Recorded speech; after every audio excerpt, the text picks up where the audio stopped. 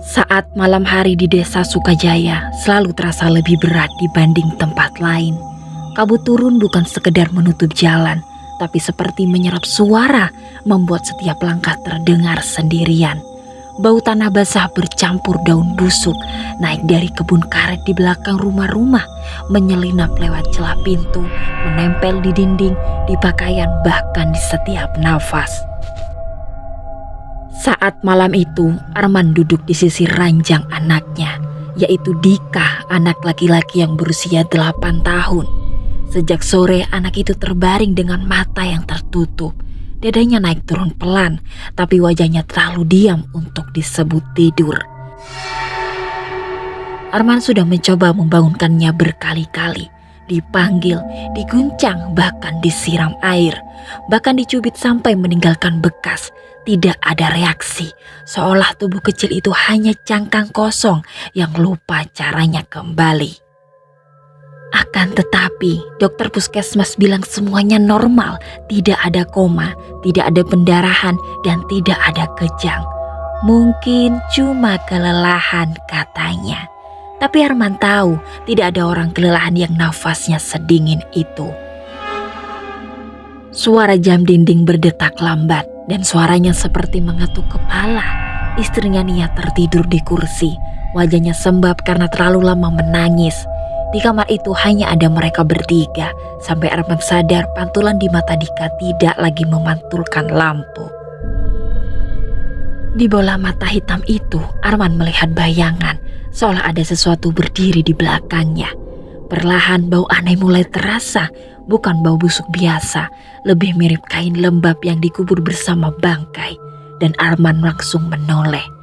Di arah lemari terdengar suara pelan, bukan barang jatuh, bukan geser, lebih seperti kuku diseret di papan kayu.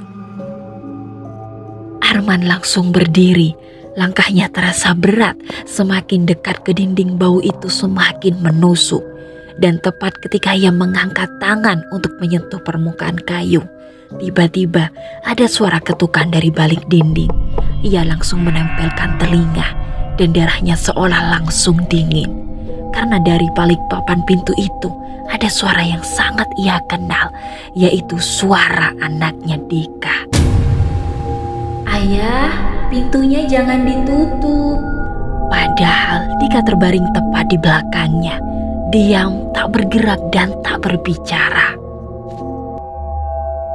Arman langsung tersentak mundur. Ia langsung memanggil Nia.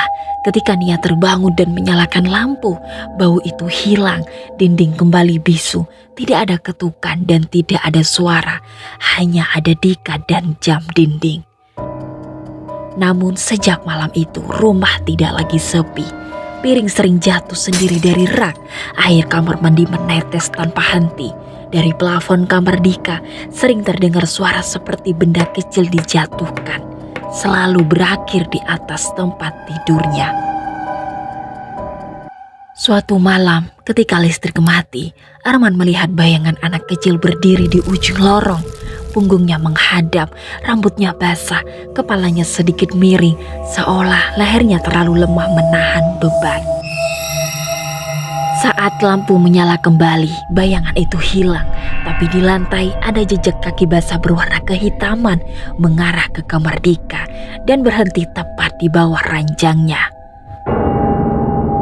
Keesokan paginya, mereka memanggil Pak Darso, yaitu orang tertua di desa yang biasa didatangi kalau ada hal-hal yang tidak bisa dijelaskan. Pak Darso tidak langsung masuk. Ia berhenti di teras, mengeluarkan paku kecil dan menancapkannya di kusen pintu. "Untuk menandai," katanya dengan suara pendek. Di kamar Dika, ia berdiri lama, tidak menyentuh dan tidak berbicara. Lalu ia menarik nafas berat dan berbicara dengan pelan. "Yang tertidur bukan anakmu," katanya. "Yang tertinggal hanyalah tubuhnya." Nia langsung terisak. Pak Darso langsung menatap Arman. Rohnya berada di tempat lain, dan di tempat seperti itu yang pulang tidak pernah sendirian. Malam itu, Pak Darso meminta mereka tidak tidur. Tepat pukul 2:17, suara itu muncul dari balik dinding. dari lantai, dari plafon, seolah rumah diketuk dari segala arah. Lalu terdengar suara langkah kaki kecil berlari di atap, dan di tengah semua itu terdengar suara tawa anak kecil, pelan, patah seperti orang yang baru belajar tertawa. Lalu Pak Darso akhirnya mengatakan bahwa inilah satu-satunya cara seseorang harus menjemput rohnya. Ia langsung membuat lingkaran tanah di ruang tengah, menyalakan lilin di 4 penjuru, dan menyuruh Arman berbaring. "Kau akan tidur," katanya, "tapi bukan di sini." Ketika kain hitam menutup wajah Arman, ia merasa tubuhnya berat, lalu ringan, lalu seperti ditarik dari dalam dadanya. Tiba-tiba Arman berdiri di sebuah tempat yang tidak memiliki langit. Kabut menggantung setinggi dada, tanah hitam mengilap seperti daging. Di kejauhan berdiri ada potongan-potongan bangunan, mirip rumah dan seolah yang dirakit dari mimpi buruk. Suara itu ada di mana-mana. Ia melihat anak-anak berdiri menghadap sesuatu. Ketika ia mendekat, ia sadar mereka menghadap dinding yang berdenyut pelan seperti kulit makhluk raksasa. Di antara mereka ada anaknya, yaitu Dika. Di tempat yang sangat gelap, Dika berdiri, bahunya gemetar, seolah tatapannya kosong. Dan Arman langsung berlari dan tanah mulai bergerak. Ada tangan-tangan hitam muncul, menarik kakinya. Dari kabut, sosok tinggi berjalan mendekat. Wajahnya menyerupai anak kecil, tapi terlalu panjang, terlalu banyak lipatan, dan matanya lebih dari 2. "Ayah terlambat," katanya. "Sebagian sudah tinggal di sini." Arman mencoba meraih Dika. Saat itu teriakan pecah dari segala arah. Kabut berputar, bau busuk menyesakkan, dan tepat sebelum semuanya gelap, Arman mendengar sesuatu berbisik di telinganya. "Kau boleh membawa pulang anakmu, tapi beri kami ruang." Tiba-tiba Arman langsung terbangun di ruang tengah. Nia menjerit dari kamar. Ada suara Dika batuk menangis membuka mata. Saat itu tangisan pecah dengan pelukan dan bersyukur. Namun Pak Darso tidak tersenyum. Ia hanya berbisik dengan pelan, "Anakmu bangun lebih dulu." Dan ia menatap ke sudut ruangan lalu tersenyum. Hari-hari berikutnya Dika tampak normal. Tapi bau busuk sering muncul di kamarnya. Lalat berkumpul di jendela. Ayam-ayam tetangga ditemukan mati. Perutnya kosong seperti disedot.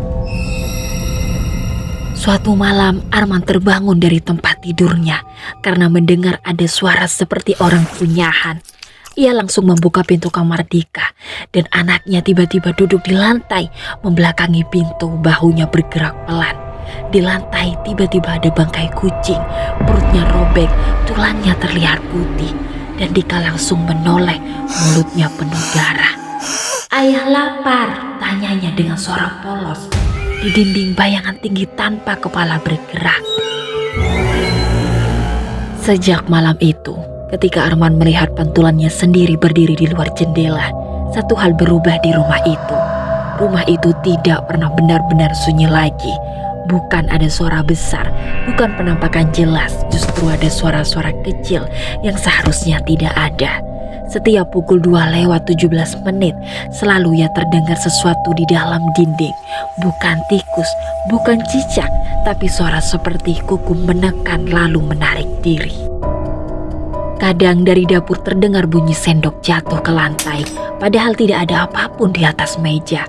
Kadang pintu kamar Dika terbuka sendiri, perlahan dan menutup kembali. Nia mulai sering sakit kepala. Ia bilang setiap kali masuk ke kamar Dika, dadanya terasa sesak, seperti berdiri terlalu dekat dengan banyak orang, padahal ruangan itu kosong. Dan Arman sendiri sering terbangun saat malam hari. Ia tiba-tiba terbangun di lantai ruang tamu, tidak ingat kapan ia keluar dari kamar. Kadang ia mendapati telapak kakinya kotor oleh tanah hitam, padahal hujan tidak turun dan pintu tidak pernah dibuka. Yang paling anehnya lagi, Dika anaknya tidak pernah terbangun ketika mendengar semua itu terjadi. Ia tertidur terlalu nyenyak, seolah malam bukan lagi waktunya. Suatu sore, Arman melihat Dika duduk sendirian di teras menggambar. Dan Arman bertanya dengan pelan, "Gambar apa, Nak?" tanyanya. Dika menoleh dan tersenyum, tetapi senyumnya aneh, tidak lebar, tidak sempit, tapi tidak sampai ke mata. Dan Dika menjawab dengan pelan, "Tempat aku bermain, Ayah." Dan Arman melihat kertas itu, bukan rumah, bukan pohon. Yang tergambar adalah tempat penuh kabut dengan banyak sosok kecil berdiri menghadap sesuatu yang besar dan gelap. Di tengah gambar itu ada satu bentuk tinggi tanpa kepala, dadanya terbuka dan di dalamnya tergambar wajah-wajah kecil. Arman pun langsung menelan ludah. "Kamu main kemana, Dika?" tanyanya dengan suara pelan. Dika hanya menunduk dan melanjutkan menggambar. Dan Dika menjawab dengan pelan, "Ke tempat yang banyak pintunya," katanya dengan pelan, "tapi sedikit yang bisa dibuka dari dalam."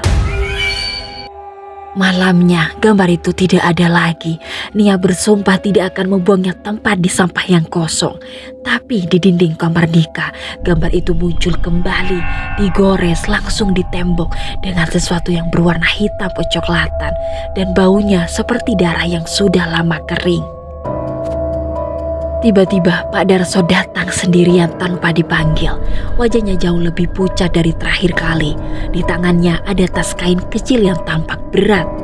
"Aku bermimpi rumah ini," katanya begitu masuk. "Dalam mimpiku dari setiap jendela ada yang menatap keluar." Ia meminta melihat Dika. Dika sedang tidur. Pak Darso tidak mendekat. Ia hanya berdiri di ambang pintu dan tiba-tiba tubuhnya gemetar. "Ia bukan tidur," bisiknya. "Itu seperti mayat yang sedang dipakai." Arman langsung memegang lengannya. "Pak, apa yang sebenarnya pulang bersama anak saya?" Pak Darso hanya menelan ludah. Dan Pak Darso menjawab dengan pelan, "Di tempat roh-roh tersesat, ada makhluk yang tidak bisa lahir sendiri. Mereka hidup dengan cara menumpang, mengganti, menggeser sedikit demi sedikit." Ia langsung membuka tasnya. Di dalamnya ada botol kecil berisi tanah hitam, kain kafan yang sudah robek, dan segenggam paku tua. "Kalau dibiarkan, yang berubah bukan cuma anakmu, tapi di rumah ini, tanah ini, dan siapapun yang tinggal di dalamnya." Nia langsung menangis. "Kalau begitu keluarkan, usir dan lakukan sesuatu." Pak Darso hanya menggeleng dengan pelan. "Yang sudah diberi ruang jarang mau pergi."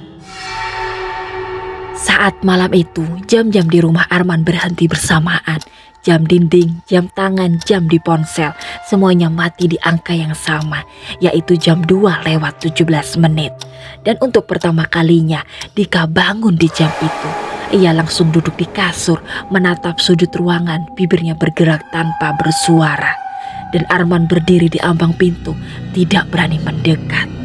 Tiba-tiba dari dalam lemari terdengar bunyi seperti seseorang menarik nafas panjang, lalu menghembuskannya tepat di belakang pintu. Dan Dika tersenyum kecil. "Sudah penuh," katanya dengan suara pelan. Lampu langsung berkedip dan dinding kamar muncul bayangan-bayangan, bukan satu tetapi banyak. Bentuknya tidak utuh, ada yang tanpa tangan, ada yang lehernya panjang, dan ada juga kepalanya terkulai sampai di dada. Dan satu persatu bayangan itu menghadap Arman. Arman langsung mundur ke ruang tamu, nafasnya tidak teratur. Ia langsung menabrak meja dan lalu kursi terjatuh. Ketika ia mendongak, ia melihat cermin besar di dinding. Dan di dalam cermin itu ruangan terlihat lebih ramai. Di belakang pantulannya berdiri banyak sosok. Beberapa menempel di langit-langit, beberapa keluar setengah dari dinding, dan beberapa berdiri sangat dekat, seolah menempel di punggungnya.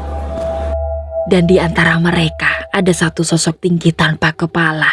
Dadanya terbuka dan di dalamnya bergerak wajah-wajah kecil.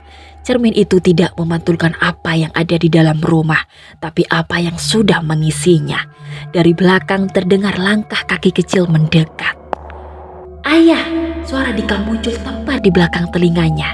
Dan Dika menjawab, "Sekarang rumah ini sama seperti tempatku dulu."